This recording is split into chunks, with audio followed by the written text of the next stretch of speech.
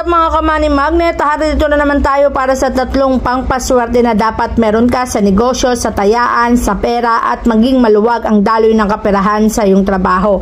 Ang gagawin mo lang ay isusulat mo ang iyong kahilingan sa isang malinis na papel, ipapasok mo lang sa isang box. Kung tatlo ang yan ay meron ka, mainam na pagsamahin mo ang Money Magnet Wishing Lucky Charm na magtutupad ng kahilingan, ipasok mo sa loob ng box at sama mo po ang Money Magnet Lucky Charm na magtutupad ng daloy ng swerte sa buhay mo. Magkasama po sila. Ngayon, kapag nasa box na po yung dalawa na yan, pwede mo po itong box na to ilagay sa bag mo o kaya naman po ay ilagay mo to sa cash box o lalagyanan ng pera mo.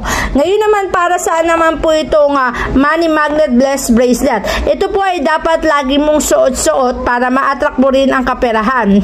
Madulas ang daloy ng pera sa buhay mo. Talagang siksik-liglig ha. Lagi mo itong suot sa negosyo at maging sa tayaan.